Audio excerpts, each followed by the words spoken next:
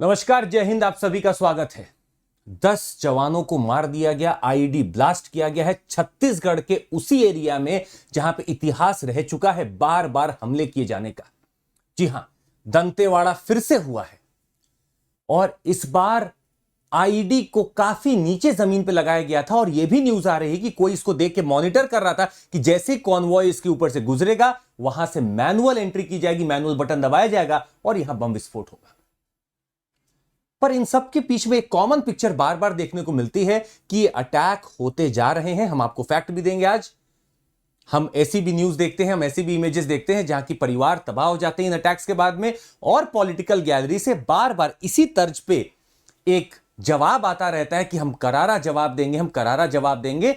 आखिर ये कितना करारा होने वाला है आज तक पता नहीं चल पाया। खैर, going not into the politics, let's discuss कि आखिर छत्तीसगढ़ में ऐसा बेस क्यों बना हुआ है, स्ट्रॉन्ग होल्ड अभी क्यों बना हुआ है नक्सलिज्म का। आइए चर्चा करने की कोशिश करते हैं। तो दंतेवाड़ा की ये खबरें आ रही थी और 10 जवान जो मारे गए हैं उनमें से यह भी खबर आ रही कि 10 में से 5 जवान पहले नक्सलाइट मूवमेंट का ही पार्ट हुआ करते थे। उन्होंने डीआरजी ज्वाइन कर लिया था, डिस्ट्रिक्ट रिजर्व गार्ड को, जो कि एक तरह से मुहिम है। अगर सरेंडर कोई कर दिया जाता है तो चूंकि वो जंगलों के बारे में पता रहता है लोकल लोगों को, तो इनको रिक्रूट कर लिया जाता है डीआरजी में एज ए रिजर्व गार्ड, और ये मदद करते हैं पुलिस की, सीआरपीएफ की, ताकि कोई भी ऑपरेशन में बेहतर कोऑर्डिनेट कर सके। खैर, अगर आप इस नक्शे को देखने की कोशिश करें और समझने की कोशिश करें कि 1967 या 1960s के एंड से लगभग एक कवायद चालू है और ये पूरा रेड कॉरिडोर बनते बनते वेस्ट बंगाल, बिहार, झारखंड, छत्तीसगढ़, तेलंगाना, आंध्र प्रदेश, कर्नाटक, महाराष्ट्र, सब जगह अपने फुटहोल्ड को बना लिया नक्सलिज्म ने। मुद्दा क्या था? मुद्दा बेसिक है कि कहीं ना कहीं जमीन, कहीं ना कहीं एक एलियनेशन, एक आइसोलेशन, इन सब मुद्दों को एक अलग ही आर्म मूवमेंट में बनाने की कोशिश की जाती है कि हमें सरकार से मांगना नहीं, छीनना है। ये इन लोग की कोशिश की जाती है। सवाल यह है कि अगर इंटीग्रिटी पे खतरा उठेगा देश की तो हमें तो उसका जवाब देना ही पड़ेगा, पर जवाब के कितने पैमाने होंगे और किस कदर दिया जाएगा यह समय लेता जा रहा है और अभी तक एक कॉन्क्रीट समझ में नहीं आ रहा कि आखिर इसका फुल प्रूफ जवाब क्या हो सकता है। क्या रेड कॉरिडोर अच्छा खासा किसी जमाने में हुआ करता था?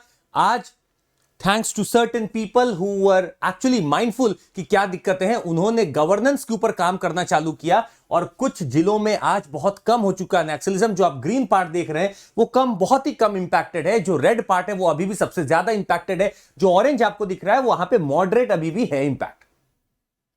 पर हम तब तक चैन से नहीं बैठ सकते जब तक इस नक्सलिज्म चीज को खत्म ना कर दिया जाए और लोगों तक पहुंचा ना जा सके। क्यों चालू होता है अभी हम लोग डिस्कस करेंगे, पर इससे पहले आइए हम कुछ आपको आंकड़े दिखा दें। ये आंकड़े वेबसाइट, मिनिस्ट्री की वेबसाइट से निकाला गया है और कहते हैं कि मॉइस्ट किल्ड अगर आप देखें 19, 20, 21, 22 में 65, 36, 47, 32 पर, अगर आप इससे ज्यादा देखें सिक्योरिटी फोर्स पर्सनल किल्ड आप देखेंगे 20, 35, 44, 9, और 2023 में अभी तक ये पिछले 3 महीने में ये अटैक्स अच्छे खासे हो चुके हैं, तो ये नंबर अभी आपको बढ़ता हुआ दिखेगा।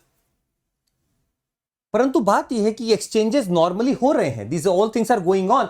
आखिर छत्तीसगढ़ ही में क्यों ऐसा, वहां पे क्या हो रहा है? तो डीआरजी के बारे में आपको बता दें, तो डिस्ट्रिक्ट रिजर्व गार्ड बनता है 2008 में, ये बनना चालू हुआ एंटी मॉइस्ट ऑपरेशन के लिए, और जो लोग छोड़ देते हैं नक्सलाइज मूवमेंट को, सरेंडर कर देते हैं, उनको इसमें जोड़ लिया जाता है डीआरजी में।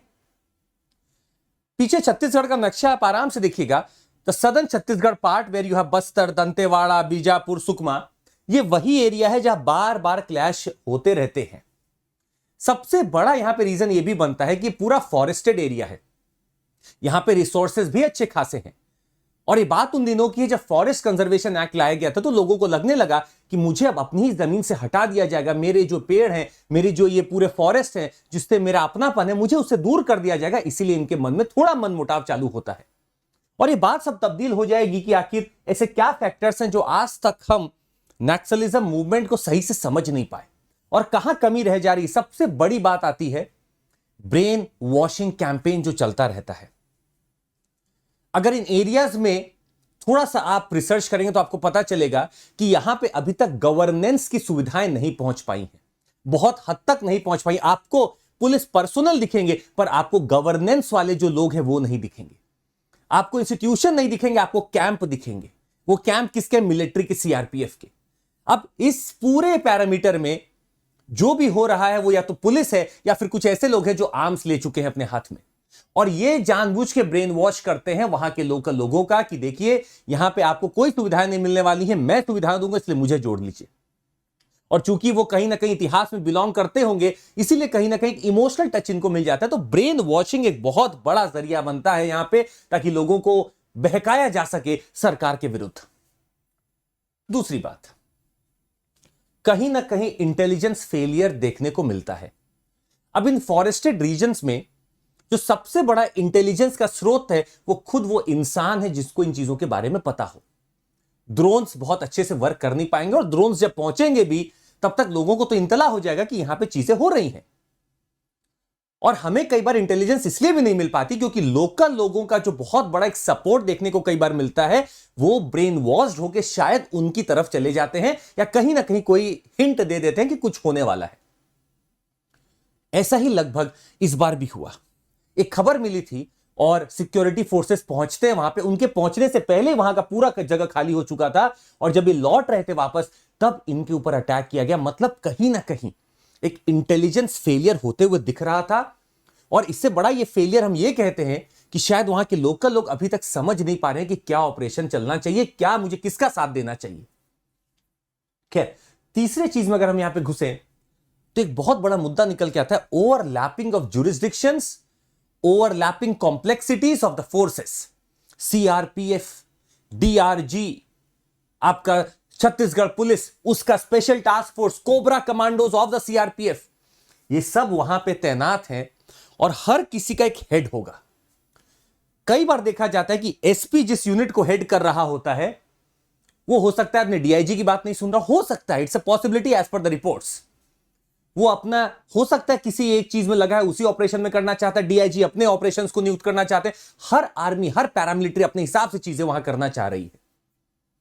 इन सब के बीच में हो क्या रहा है, in the wake of no coordination, फायदा उन्हें हो जाता है जो आर्म्स ऑलरेडी उठा चुके हैं गवर्नमेंट के खिलाफ। और जब ऐसा हो रहा होता है तो क्लियर सी बात है, in the case of non clear jurisdiction, non clear और मे बी कॉम्प्लेक्स प्रोसेसेस, कहीं ना कहीं कोऑर्डिनेशन का लैग बनेगा ही बनेगा। और इसीलिए वहां आज भी काफी अच्छे से दिखता है कि लोग वहां पे समर्थन पुलिस का ना कर पाके उनका करते, क्योंकि उनको समझ में नहीं आता कि मैं किनका साथ दूं यहां पे। ये सब कंफ्यूजन का कारण बनता है। और इन सबसे बड़ी बात तो पॉलिटिक्स का अगर हम यहां पे एक एंगल डालें, ये सारे वो जिले हैं जहां पे असेंबली सीट भी बहुत कम होती हैं, यहां पे पॉपुलेशन भी कम है, तो कोई नेता यहां पे चाहता ही नहीं कि मैं कम लोगों से अपना सपोर्ट लेके कहीं जाऊं। नेता भी वहां पहुंचते हैं जहां भीड़ हो, और वो भीड़ जो आप रायपुर के एरिया में जाइए, आसपास के एरिया में चले जाइए, आपको भीड़ मिलेगा, वहां आपको नेता मिलेंगे और वहां की बातें करेंगे। पर यहां की बातें नेता नहीं कर पाते क्योंकि लोग नहीं, और लोग उनका सपोर्ट नहीं कर पाएंगे क्योंकि उनकी बातें शायद अभी तक सही से समझ नहीं पाएंगे लोग वहां के कि आखिर गवर्नेंस क्या होता है और कैसे वहां तक पहुंचाना चाहिए। तो अगर इन चारों को हम थोड़ा सा सम अप करने की कोशिश करें और आपसे इजाजत लें, तो शायद कहीं ना कहीं हमने देखा कि this naxalism actually has been brought about due to multitude of factors, starting from एक वैक्यूम जो बना हुआ है वहां पे, गवर्नेंस का एक वैक्यूम बना हुआ है। दूसरा, इसी वैक्यूम के कारण क्या होता है, ट्रस्ट डेफिसिट जो वहां पे बना हुआ है, द ट्रस्ट डेफिसिट। तीसरा कारण इसका यही देखें तो रिसोर्स और लैंड एलियनेशन है, रिसोर्स एंड लैंड एलियनेशन है जो वहां पे काफी चल रहा है, और उनके मन में यही एक सबसे बड़ा दुख है कि मेरी जमीन, मेरा फॉरेस्ट, ये सब मुझसे कोई ना कोई छीन लेगा, क्योंकि वो रिसोर्स रिच एरिया भी है, वो रिसोर्स रिच एरिया भी है। और यहां पे चूंकि कोई भी ऐसा ह्यूमन डेवलपमेंट के फैक्टर्स नहीं है, ऑल्टरनेटिव्स ही नहीं है, लैक ऑफ ऑल्टरनेटिव्स, उनको चुनना पड़ जाता है ब्रेन वॉश्ड होके किसी ऐसे ग्रुप को जो शायद आर्म्स उठा चुके हैं। और इसीलिए नक्सलिज्म वहां पे अभी तक अपना स्ट्रॉन्ग होल्ड बनाया हुआ है। ये एक पैराडॉक्स का भी शिकार है। पैराडॉक्स ये है कि जिस एरिया में रिसोर्स है उसी एरिया में इन लोगों का खुद का हैबिटेशन भी है।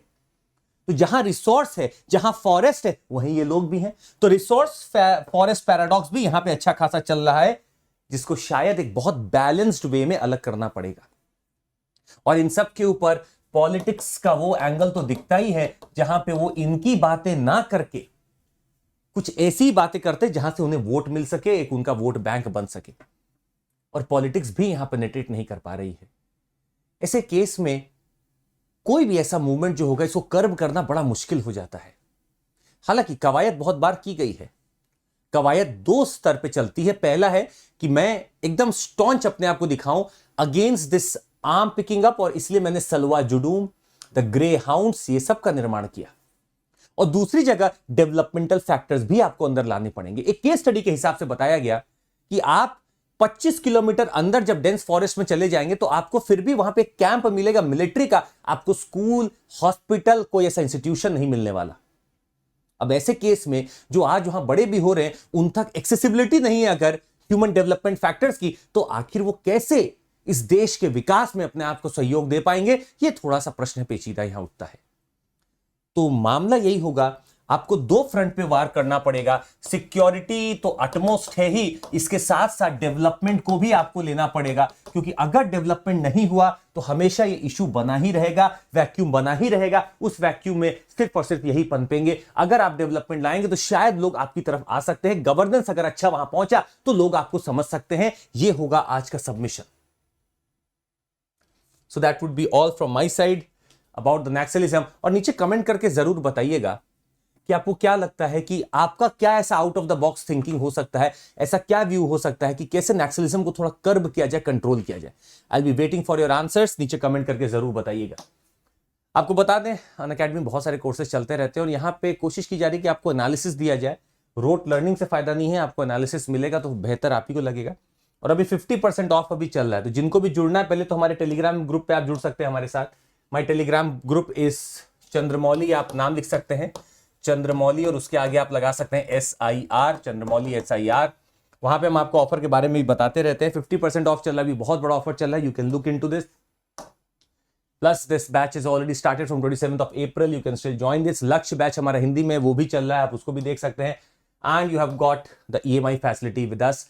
पूरा पैसा एक बार नहीं देना है, आप EMI बना के भी दे सकते हैं। और ये आपका टेस्ट होने वाला है 29 तारीख, टुमारो सैटरडे। ये आपका देख सकते हैं दिल्ली, जयपुर, प्रयागराज, पटना, पुणे ऑफलाइन भी हो रहा है और ऑनलाइन भी हो रहा है। इसको स्कैन करिए, एनरोल करिए अपने आप को, वहां डालिएगा CMC कोड ताकि हमें पता चल सके आपका स्कोर। और हमारा ऑफलाइन बैच भी चल रहा है। 15 मई से नया बैच आने वाला है, ऑफलाइन दिल्ली में चल रहा है। आप कोई भी हमारे साथ जुड़ सकते हैं और हमारे ऑप्शनल क्लासेस भी वहां पे चालू होने वाली हैं जून में। बहुत बहुत धन्यवाद आप सभी का। Thank you so much. Take care. जय हिंद। अपना ध्यान रखिएगा और जरूर लाइक, सब्सक्राइब और शेयर करिएगा। Thank you so much. Take care. जय हिंद। Bye bye.